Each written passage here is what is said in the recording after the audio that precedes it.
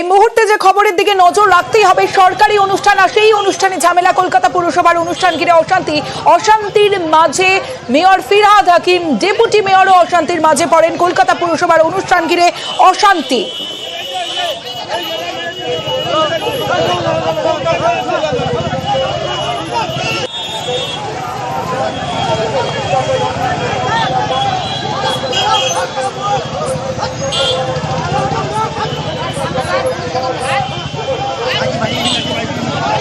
যে ছবি আপনারা দেখছেন, 7 ট্যাঙ্কস দমদমের ছবি দেখাচ্ছি আপনাদের। সরকারি অনুষ্ঠানে ঝামেলা, 7 ট্যাঙ্কস দমদম, সেখানে এই ঘটনা ঘটেছে। কলকাতা পুরসভার অনুষ্ঠান আর সেই অনুষ্ঠান ঘিরে অশান্তির মাঝে মেয়র, ডেপুটি মেয়র।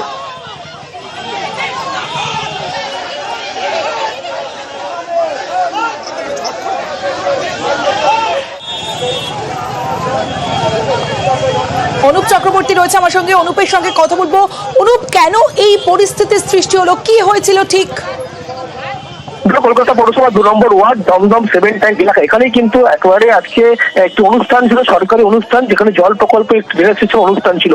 এবং সেই অনুষ্ঠানে যখন একেবারে মেয়র ফিরহাদ হাকিম এবং ডেপুটি মেয়র অতীন ঘোষ আসে এবং তাদের সামনেই কিন্তু একেবারে তৃণমূলের এই দুই গোষ্ঠীর মধ্যে ঝামেলার সূত্রপাত হয়। এবং কোন মঞ্চে আগে যাবে সেই নিয়েই কিন্তু একেবারে দুই ওয়ার্ডের যিনি কাউন্সিলর থেকে শুরু করে এদের মধ্যে গন্ডগোলের সূত্রপাত হয়। এবং মেয়রের সামনেই দেখা যায় যখন বিক্ষোভ দেখাতে শুরু করে, উত্তেজনা পরিস্থিতি তৈরি হয়। এক তৃণমূল কর্মী শান্তনু সেন ঘনিষ্ঠ, তার কিন্তু একেবারে মেরে তার মাথা ফাটানোর ঘটনা ঘটে। এবং সেখানে কিন্তু একেবারে যখন মারধর, দুপক্ষের মধ্যে ব্যাপক মারামারি হচ্ছে।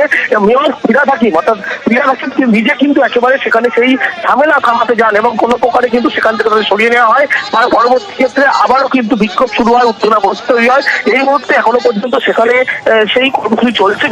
জানতে চাইবো, যেমনটা তুমি জানাচ্ছিলে যে দুটো অনুষ্ঠানে, কোন অনুষ্ঠানে আগে যাবেন, এই দুই অনুষ্ঠান কিসের অনুষ্ঠান, কারা আয়োজন করেছিল এই দুই অনুষ্ঠানের? আজকে সেই এলাকায় কিন্তু জল প্রকল্পে একটি ড্রেনেজ সিস্টেম অনুষ্ঠান ছিল এবং সেখানে এই দুই গোষ্ঠীর মধ্যে একেবারে সংঘর্ষ, কোন মঞ্চে যাবে সেটা নিয়ে কিন্তু এই গন্ডগোলের সূত্রপাত হচ্ছিল।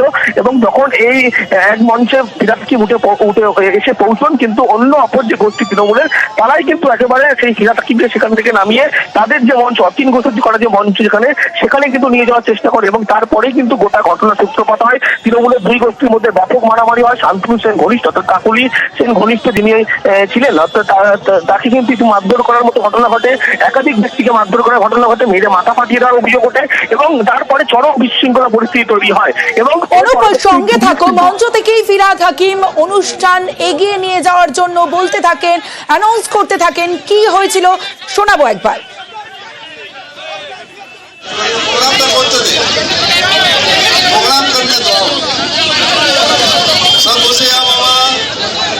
আমি সেই সাউথ থেকে এসেছি, বসে যাও, নাহলে মনে দুঃখ নিয়ে বাড়ি যাবে। অনুপ রয়েছে আমার সঙ্গে। অনুপ, আমরা দেখলাম মেয়র ফিরহাদ হাকিম তিনি মঞ্চ থেকেই তিনি বলতে শোনা গেল তাকে যে অনুষ্ঠানটা করতে দিন, অনেক দূর থেকে তিনি এসেছেন, অনুষ্ঠান এগিয়ে নিয়ে যেতে দিন। তারপর এখন কি পরিস্থিতি, অনুষ্ঠান কি শুরু হয়েছে আদৌ? অনুষ্ঠানগুলো যখন থেকে শুরু করা বারবার চেষ্টা করছিল, দুপক্ষকে বারবার কিন্তু থামানোর চেষ্টা করছিলেন মেয়র ফিরহাদ হাকিম। এবং শেষমেশ কিন্তু তৃণমূল কর্মী সমর্থকরা তাদের কিন্তু বারবার বোঝানোর চেষ্টার পরে কোনো প্রকারে তিনি কিন্তু এখন এই অনুষ্ঠান ইতিমধ্যেই সারছেন। যদিও যে গন্ডগোলের সূত্রপাত, তৃণমূলের সেই গোটা বিষয়টি কিন্তু তিনি কিন্তু খতিয়ে দেখবেন এমনটা আশ্বস্ত করেছেন।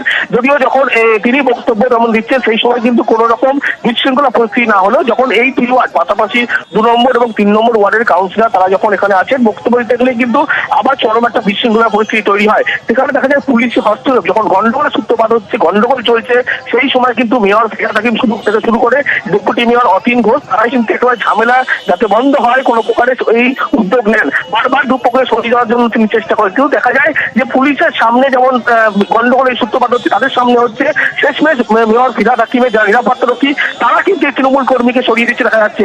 এবং এই দুপক্ষের মধ্যে যখন গন্ডগোল হয় সেই সময় কিন্তু এক গোষ্ঠীর তৃণমূল কর্মী তাকে কিন্তু মেরে মাথা ফাটিয়ে দেওয়ার অভিযোগ ওঠে, মারধর করা হচ্ছে।